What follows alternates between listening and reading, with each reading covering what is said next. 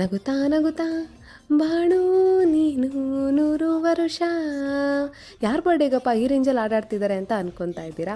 ಎಲ್ರಿಗೂ ನಮಸ್ಕಾರ, welcome back to my mini vlog. ಇವತ್ತು ಮಾರ್ನಿಂಗೇ ಎದ್ದು ನಾವು ಸೀದಾ ಹೊರಟಿದ್ದೆ ನಮ್ಮ ಫಿಲ್ಟರ್ ಕಾಫಿಗೆ. ಆ್ಯಂಬಿಯನ್ಸ್ ಅಂತೂ ಸೂಪರ್ ಆಗಿತ್ತು. ಇವತ್ತು ನಾವೆಲ್ಲ ಸೇರಿದ ಕಾರಣ ಏನು ಅಂತ ಅಂದರೆ, ಇವತ್ತು ನನ್ನ ಕಸಿನ್ ಬರ್ಡೇ ಇತ್ತು.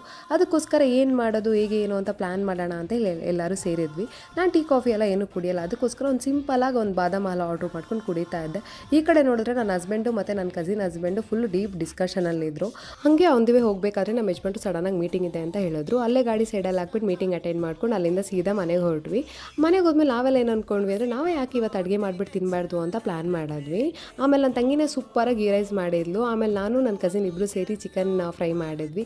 ಅಡುಗೆ ಅಂತೂ ಸೂಪರಾಗಿ ಆಗಿತ್ತು. ಆಮೇಲೆ ನಾವೇ ಫುಲ್ಲು ಡೆಕೋರೇಷನ್ ಎಲ್ಲ ಮಾಡೋಣ ಅಂತೇಳಿ ಬಲೂನ್ಸ್ ಎಲ್ಲ ತಂದು ಫುಲ್ ಡೆಕೋರೇಷನ್ ಮಾಡಿದ್ವಿ. ಇವನೇ ನನ್ನ ಕಸಿನ್ ಬರತ್ತು, ಇವನದೇ ಇವತ್ತು ಬರ್ಡೇ ಇದ್ದಿದ್ದು. ಆ್ಯಂಡ್ ನಾವು ಇಷ್ಟೆಲ್ಲ ಮಾಡಿದ್ದು ಅವ್ನು ಥ್ಯಾಂಕ್ ಯು ಸೋ ಮಚ್ ಇಷ್ಟೆಲ್ಲ ಮಾಡಿದ್ದಕ್ಕೆ ಅಂತ ಹೇಳ್ಕೊಂಡಿದ್ದ. ನಾವು ಫುಲ್ಲು ಹಾಡೆಲ್ಲ ಇಟ್ಕೊಂಡು ಫುಲ್ ಡ್ಯಾನ್ಸ್ ಎಲ್ಲ ಮಾಡ್ಕೊಂಡು ಪಾಪ ವಿಶ್ ಮಾಡ್ಕೊಂಡೆಲ್ಲ ಇದ್ವಿ.